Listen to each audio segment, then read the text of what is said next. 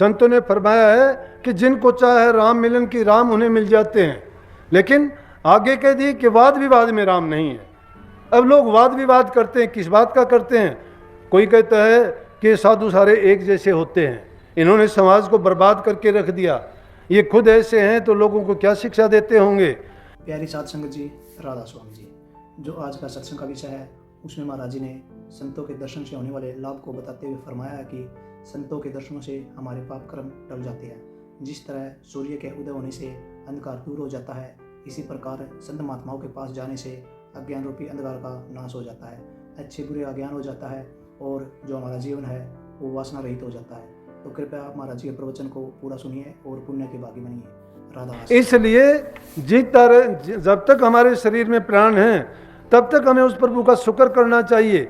लेकिन जो पूरी सार्थकता के साथ में, जिसको ये विश्वास पक्का है कि मैं करूँगा तो मुझे वो मिलेगा और अवश्य मिलेगा, तो उसको अवश्य मिल भी जाता है। और जो मन में सोचता है, जिसको खुद पर अपने आप पर यकीन नहीं है, कहेगा क्या होता है, क्या पता होगा नहीं होगा, क्या ऐसे ही कह देते हैं, ये कहने सुनने की बातें हैं, बस ये तो इन्होंने कह दी, हमने सुन ली, कोई कुछ नहीं है, खाओ पियो, दुनियादारी का काम है, ये हमारे लिए तो चीज़ें बनी हैं। अगर इन पदार्थों को कोई नहीं भोगेगा तो इन पदार्थों का क्या होगा? अरे पदार्थ बन के कहीं से नहीं आए, ये पदार्थ इंसान ने बनाए। किस चीज़ के लिए? भोग के लिए बनाए। भोग से क्या पैदा होगा? भोग से रोग पैदा होगा। रोग में क्या निकलेगा? शोक निकलेगा, दुख निकलेगा, सुख नहीं निकलेगा। कहीं कभी भी देख लेना, भोग से रोग पैदा होता है, रोग से शोक पैदा होता है। इसलिए भोगी जो बन जाता है वो रोगी बन जाता है। भोगी ना बन के तुम नाम के आशिक बनो। जो नाम का आशिक बन जाता है उसको दुनियादारी के लोग कुछ भी कहें, उसके बारे में कुछ भी कहते रहें, उसमें अगर नाम की खुमारी, नाम की दीवानगी उसको मिल गई तो अंतर्मुख जो कमाई करता है उसमें वो मस्त हो जाता है। उसको पता है कि उसने कितनी कीमती चीज़ प्राप्त की है। बाहर की चीज़ें जो प्राप्त करके हंसते हैं उनको एक दिन रोना भी पड़ता है, जो हमने इकट्ठी की है उनको खोना भी पड़ता है, जाएंगी वो चीज़। लेकिन भक्ति रूपी चीज़ कभी खोती नहीं है, जितनी भी करोगे उतनी ही तुम्हारे साथ रहेगी। अगर कोई विक्षेप भी पड़ जाता है करते करते, रास्ते में भी कमी आ जाती है, तो भी वो वृथा नहीं जाती। राजा भर्तृहरि को 4 जन्म मिले थे लेकिन उसकी कमाई वृथा नहीं गई। 3 या 4 जन्म में, क्योंकि उसने नाम की कमाई करी थी, एकांत में बैठ के उसने तप किया था, लेकिन उसकी मन की वृत्ति जब बदलती चली गई, कभी हिरण में चला गया, कभी किसी और चीज़ में चला गया, उन चीज़ों में जाने के कारण से उसके जन्म तो अलग अलग होते रहे, लेकिन फिर भी उसका भक्ति रूपी बीजा खत्म नहीं हुआ। वो बार बार उसको मनुष्य की योनि में लाता रहा और आखिर में उसकी करनी करवा के मुक्ति के द्वार पे लेके गया। इसलिए भक्ति वो चीज़ है कि कभी भी अगर विक्षेप कभी पड़ जाता है कोई बात नहीं, आगे से उसको जब जन्म मिलेगा तो उसका जीवन वहीं से शुरू हो जाएगा। इसलिए संतों ने फरमाया है कि जिनको चाहे राम मिलन की राम उन्हें मिल जाते हैं, लेकिन आगे कह दी कि वाद विवाद में राम नहीं है। अब लोग वाद विवाद करते हैं, किस बात का करते हैं? कोई कहता है कि साधु सारे एक जैसे होते हैं, इन्होंने समाज को बर्बाद करके रख दिया, ये खुद ऐसे हैं तो लोगों को क्या शिक्षा देते होंगे, ये कारोबारी और व्यवसायी बन गए। बात तो ठीक है, धर्म में ये चीज़ गलत है, लेकिन एक इंसान अगर ऐसा हो जाए तो सभी तो नहीं हो जाते ना। वैसे पूरी जाति और पूरी श्रेणी को तो दोष नहीं देना चाहिए ना। हर चीज़ की क्वालिटीज होती है, उनके दर्जे होते हैं, एक निम्न दर्जे का होता है, एक मध्यम दर्जे का होता है, एक उत्तम दर्जे का होता है, तो उसको सबको एक लाइन में नहीं खड़े करते। ये तो ठीक है, लेकिन इन चीज़ों के लिए वाद विवाद की बात नहीं है। क्यों किसी से वाद विवाद करना? वाद विवाद में तो झगड़ा बढ़ता है, आदमी एक कहता है ये होता है, दूसरे कहता है नहीं होता है। हाँ और ना की दुनिया में लड़ाई है, उनके विचारों की जो भिन्नता होगी वही उनको झगड़े की ओर ले जाएगी, परेशानी की ओर ले जाएगी, उसके मन की भ्रमना और ज़्यादा बढ़ जाएगी और वो सच्चाई से दूर होता चला जाएगा। इसलिए कई वाद विवाद में राम नहीं है। राम ना पूजा पेखी में, पूजा पेखी में भी राम नहीं है, वो एक अलग चीज़ है, लौकिक भक्ति है, हमें उस भक्ति की ओर ले जाती है। चाहे मंदिर में जाओ, मस्जिद में जाओ, गुरुद्वारे में जाओ, अगर मस्जिदों में बांग देने से खुदा मिलता तो और दूसरे तो उससे वंचित रह जाते, नहीं मिलता। अगर वो मंदिरों में घंटा बजाने से परमात्मा मिलता किसी को तो फिर दूसरे खाली बैठे रह जाते। लेकिन सबकी अपनी अपनी आस्थाओं से उन्होंने अपनी आस्थाओं का केंद्र बनाया, एक कहता है कि वो गुरुद्वारे में मिलता है, एक कहता है मंदिर में मिलता है, एक कहता है मस्जिद में मिलता है, तो एक कहता है चर्च में मिलता है। लेकिन मिलता है वो कहाँ?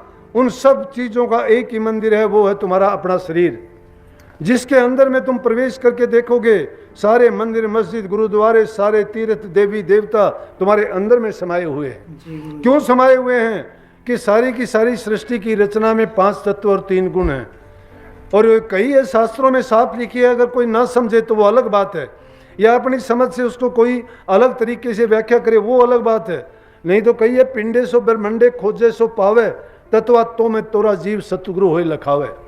जो हमें पिंड में दिखाई देता है, ब्रह्मांड में दिखाई देता है, वो पिंड शरीर के अंदर है। लेकिन पाए मिलेगा किसको? जो खोज करेगा। खोज करने का रास्ता बता दिया, संतों के पास है वो रास्ता, और किसी के पास नहीं है वो रास्ता।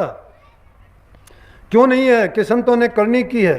संत उस मालिक के हुक्म से धरा पर आते हैं, किस लिए? जीवों के कल्याण के लिए आते हैं। इसलिए उनके लिए सत्संग के माध्यम से उनको रास्ता बताते हैं और करनी करवा के सत्य मार्ग पर चला के बुराइयों से बचा के उनको उस घर का भेद देते हैं, ताकि वो उस मालिक के हुक्म को पूरा कर सके और जो कल्याण की जीवों की उनके जिम्मेवारी और ड्यूटी लगाई थी उसको पूरी कर सके। इसलिए संत अपना आराम छोड़ के भी, अपने सुख की परवाह ना करके भी जीवों के कल्याण के लिए हमेशा तत्पर रहते हैं और उनको भेद दे के खुद उनके पाप को भी अपने सिर के ऊपर लेके चाहते हैं कि हर जीव सुखी हो जाए, हर जीव उस मालिक की भक्ति करे, जो उनके संपर्क में आए उसके कलह कलेश कर्म सब कट जाएं, वो इसी जीवन में उस मुक्ति धाम को पहुंच जाए और उसका जीवन सफल हो जाए। लेकिन अभागे जीव हैं जिनको सारे अवसर मिलते हैं, सारे मौके मिलते हैं, फिर भी वो जो चीज़ संसार के पदार्थ हैं उनमें ऐसे भूले हुए हैं कि वो सोचते हैं कि संसार सत्य है और ये झूठ बोलते हैं। उनको क्या मतलब है झूठ बोलने से? उनको क्या मिलेगा आपको भ्रम पैदा करने से या भ्रम में डालने से? अगर उनका कोई स्वार्थ है, अगर उनका कोई लालच है, अगर वो आपसे कुछ चाहते हैं तो समझो कि ये संत नहीं है, साधु नहीं है, ये कल्याण करने वाला नहीं है, ये स्वार्थी है। साधु भूखा भाव का, धन का भूखा नहीं, जो धन का भूखा फिर वो साधु नहीं। साधु का काम तो कितना है कि साधु तो सिर्फ क्या चाहता है कि अगर एक भी जीव उसको मिलता है वो कहता है कि मुझे ये जीव मिल जाए, इसको भी मैं रास्ता दिखा दूँ, एक जीव को भी भटके हुए को बचा दूंगा तो भी उसका कितना पुण्य उसको प्राप्त होता है। और एक एक जीव के लिए वो इतना प्रयास करते भी हैं। लेकिन जिन जीवों के सिर के ऊपर काल का पंजा होता है, वो सब कुछ होते हुए अच्छा अवसर मिलता है उनको, हर प्रकार से संपन्न होते हुए भी बुराई के अंदर दौड़े दौड़े जाते हैं, गिर जाते हैं, कहे बिना मेरे से नहीं रहा जाता। यहाँ अपने एक सरदार जी बैठे हुए हैं, जाते आते हैं, बहुत अच्छे हैं, बात करते हैं। अभी आज आए, बोले हमारे घर चलो, मैं चल पड़ूंगा, विचार कर लिया। इतनी देर में मैं तो गलती कर देता हूँ, इसलिए मैं कहता हूँ सदगुरु गलती नहीं करने देता। इतनी देर में उनकी बहन और पत्नी थी, वो कहने लगी जी अब ये शराब पीने लग गया। बोला कि क्या हो गया, मैं फिर छोड़ दूंगा, आप घर आओ हमारे। मतलब मेरा काम इतना सस्ता है कि मैं तो उसके घर जाऊं, वो बुराइयां नहीं छोड़ेगा। ये दुनियादारी है। जब उनको कुछ थोड़ा सा भी लालच दिखता है ये गिर जाते हैं, इनका काबू नहीं है मन पर, ये इंद्रियों और भोगों के रस में डूबे हुए हैं, उनको कौन रास्ता दिखा देगा? लानत है ऐसे जीवों पर। मेरे पास आओ चाहे ना आओ, आएगा वो पक्का आएगा, ना आएगा अपने घर जाओ। लेकिन जो जीव इतना अच्छा अवसर मिलने के बाद भी अपने जीवन को नहीं संवारता है और नहीं सुधारता है, कोई गुरु किसी को कुछ नहीं देगा। सुनो बात और बता दी, जो देता है वो सबके सामने देता है। कभी तुम चाहते हो कि गुरु तुम्हारा भजन कर देगा? नहीं करेगा। कभी तुम चाहते हो गुरु तुम्हारी दरिद्रता खत्म कर देगा? नहीं करेगा। कभी तुम चाहते हो गुरु तुम्हारा पाप कर्म अपने सिर ले लेगा? नहीं लेगा। आप कहोगे फिर क्या फायदा गुरु का? ये संसारी चीजें हैं, इसका मतलब तुम ये फायदे लेने के पास गुरु के पास आते हो। अरे गुरु जो फायदा देता है वो तुम नहीं लेते। गुरु तुम्हें मुक्ति देता है। ये बार बार के दुखड़े आज नए नहीं हैं, ये तो तुम्हारी पुरानी कहानी है। हर जन्म में ये काम करते आए हो, हर जन्म में वादा खिलाफी की है, हर जन्म में कहते आए हो कि मुझे एक बार इंसान का चोला दे दे। साहूकार की पूंजी लाए देनी ना बिचारी, पूंजी लेके और वादा खिलाफी करते हो तुम। वहाँ तो कह के आते थे मुझे नरक से बाहर करो, मैं करनी करूँगा, भक्ति करूँगा, नाम जपूँगा, और फिर मुड़ के आपके चरणों में आके ऐसे उसी तरह विलीन हो जाऊंगा जैसे मैं पहले रहता था। मैं उस बूंद की भांति आप सागर में उसी तरह समा जाऊंगा जैसे कि पूरा सागर हिलोरे मारता है। फिर मेरा बार बार जन्म नहीं होगा। लेकिन गिर जाते हैं हम, डूब जाते हैं लालच के बस होके, इंद्रियों के बस होके, थोड़े से सुख के बस होके। क्या सुख है, कितनी देर का सुख है। बुरी हालत करते हैं, शराब कबाब में जीवन बर्बाद करते हो, घर वालों को बर्बाद करते हो, बुद्धि को भ्रष्ट करते हो, समाज में बेइज्जती होती है, मरने के बाद नरकों में जाना पड़ता है, गंदा पानी पीते हो, पाप कर्म है। माँ बहन की इज्जत और कोई फर्क तुम्हें नजर नहीं आता। शराब के नशे में तुम माँ को तो पत्नी कह देते हो और पत्नी को माँ कह देते हो। शराबियों का जीवन है कोई? इससे अच्छा तो आदमी जिंदा फाया लेके मर जाए तो अच्छा है। क्या जीवन है उस इंसान का जो ऐसे कर्म में लिपायमान हो जाता है, जिसके दिल में कोई किसी प्रकार का भी धर्म कर्म बाकी नहीं रह जाता। प्रेमियों, पहली चीज है इंसान बुराइयों से बचे। पहली चीज है चरित्रवान बने वो। अगर जिस इंसान का चरित्र ही अच्छा नहीं होगा क्या कर लेगा वो? सब प्रकार से ब्रह्मचर्य व्रत का पालन करे, मन इंद्रिय का संयम रखे, खान पान का अपना पूरा ध्यान रखे। फिर दूसरा नंबर आता है कि संसार की चीजों की तरफ अपने मन को इतना ना लगाए कि उनके पीछे भागते भागते उन्हीं का रूप हो जाए वो। जिसके पीछे भागना चाहिए उसको याद रखो। परमात्मा के पीछे तुम भागोगे, वो चीजें तुम्हारे पीछे भागेंगी। सब आए उस एक में, डाल पात फल मूल, अब लेने को क्या रहा, गए जब पकड़ा मूल। अरे जब मूल को हमने पकड़ लिया तो फल पत्ते डाली टहनी पकड़ने की जरूरत नहीं है हमें। मूल को पकड़ लोगे सारी चीजें उसके साथ अपने आप आ जाएंगी। तो प्रभु का नाम उस मूल की भांति है। उसको पकड़ लेने के बाद सारी चीजें उसमें शामिल हो जाती हैं।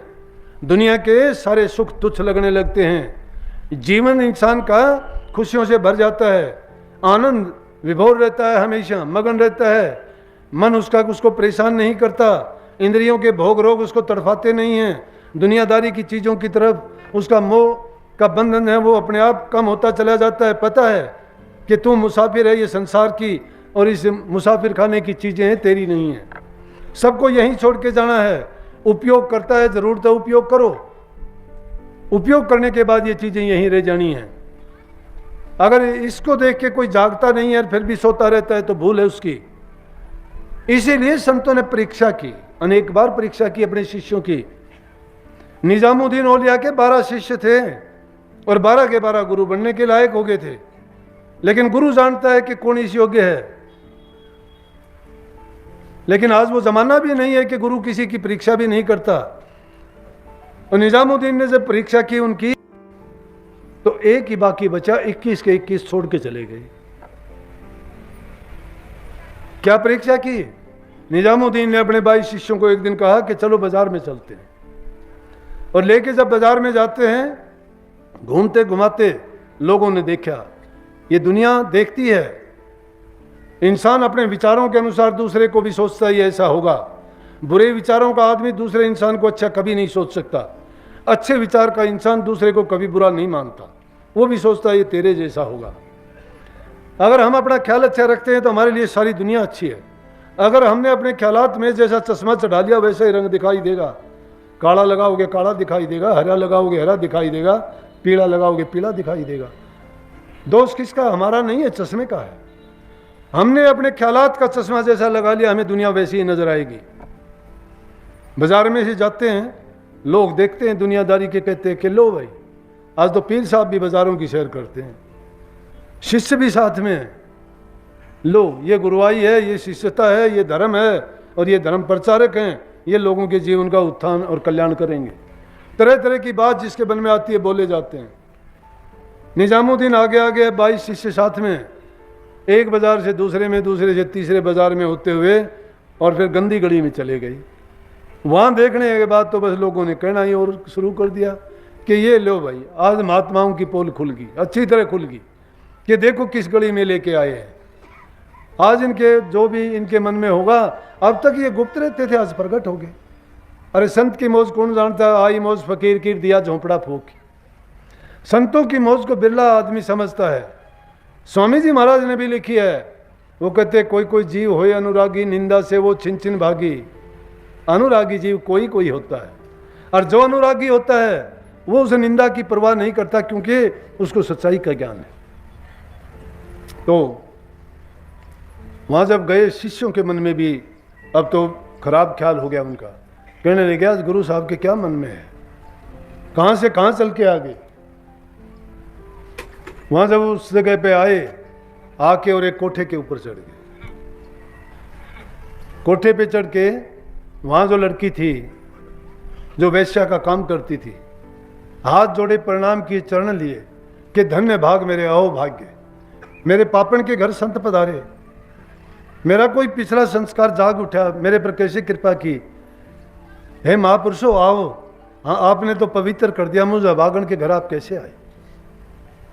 जिन लोगों को नहीं मिलता वो उस चीज़ की कदर ये करते हैं।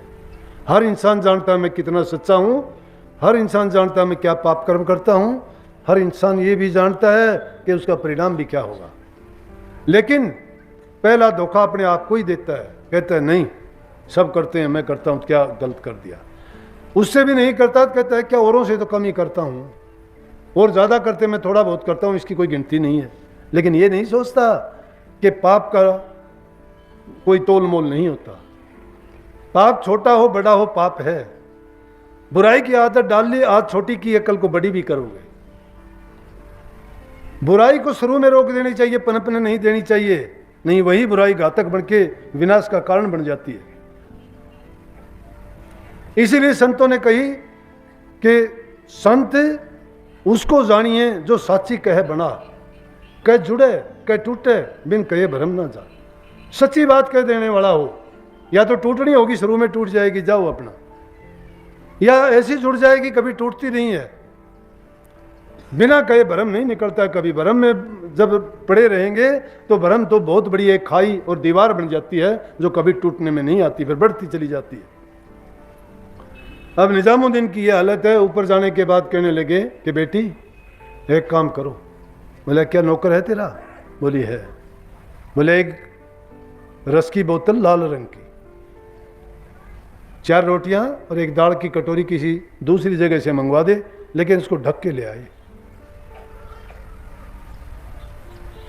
बोतल लोग देखें, उसने ऐसा ही किया, नौकर को बोल दिया। शिष्य नीचे 22 खड़े हैं।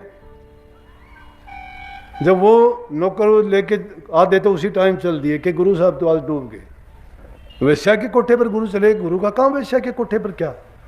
गुरु का अपना काम है, गुरु जानता है गुरु को क्या करना है, गुरु किस मकसद से आया है। तुम्हारे छोटे विचार, तुम सोचते हो कि ये कोई गंदा कर्म करने के लिए उसके पास आया है, ये गंदा कर्म करने के लिए उसको यही जगह मिलती है। क्या अपनी पूरी जीवन की करी हुई कमाई को वो 2 मिनट में बर्बाद कर देगा? क्या उसमें इतनी समझ ज्ञान विवेक नहीं है जो दूसरों को ज्ञान देता है? बहाव में बह जाता अलग बात है। आंखें भी हमारी धोखा खा जाती हैं, कुछ का कुछ देखती हैं, कुछ का कुछ हम सुनते हैं, लेकिन भ्रम बन जाता है। आधे तो वहीं चले गए कि देख लिया हम नहीं रखते ऐसे गुरु को। जब नौकर वो लेके आया थाली में रस की बोतल, रोटियां, दाल, उसको देख के बाकी रहे खड़े थे वो भी चल दे बने। कुछ और देर से चले गए, कुछ और देर से कहने लगे बेटी कोई कमरा हो तो मुझे वो बता दे, मैं 2 घड़ी आराम कर लूँगा। आराम करने के लिए उसने कमरा बताया। बस सुबह को जल्दी गुरु महाराज उठे, निजामुद्दीन जी। उठने के बाद नीचे आए तो एक खड़ा है सिर्फ, खुसरुद्दीन। 21 गए, एक बचा। अमरदास जी के टाइम में भी ऐसा ही हुआ था, 70 बार चूतरे बनवाए थे। गुरु परीक्षा लेते, परखते हैं कौन गुरुमुख है। कोई बिरला उसमें खरा उतरता है। उसमें भी और ये कह के चले गए थे कि गुरु अमरदास तो बूढ़े हो चुके हैं, उनकी बुद्धि खराब हो गई है, बार बार चूतरे तुड़वाते हैं, उनको क्या पता। और फिर कहते हैं रामदास तुम भी बेवकूफ़ है, चल यहाँ से क्या करेगा। बोला अरे नालायक को, अगर गुरु की बुद्धि खराब होगी तो पूरी सृष्टि बर्बाद होगी। तुमने गुरु को नहीं जाना। गुरु नाम है किसका? गुरु नाम समझ का है। तुम्हें विवेक नहीं, समझ नहीं, ज्ञान नहीं है। गुरु को तुमने जाना ही नहीं। गुरु को जो परमात्मा रूप समझ लेता है वो गुरु का दोष नहीं देखता है, वो सिर्फ गुरु से ज्ञान लेता है। गुरु को परमात्म रूप समझता है और गुरु उसको सर्वस्व नजर आते हैं। जो जो सर्वस्व समझता है उसके सारे दुखों का, कष्टों का, क्लेशों का नाश भी उन्हीं का होता है। निजामुद्दीन बोले कि और कहाँ गए? बोले कि और तो सब गए, कुछ तो पहले चले गए थे, कुछ बाद में चले गए, कुछ और बाद में चले गए। बोला तू नहीं गया? बोले मैं कहाँ जाता।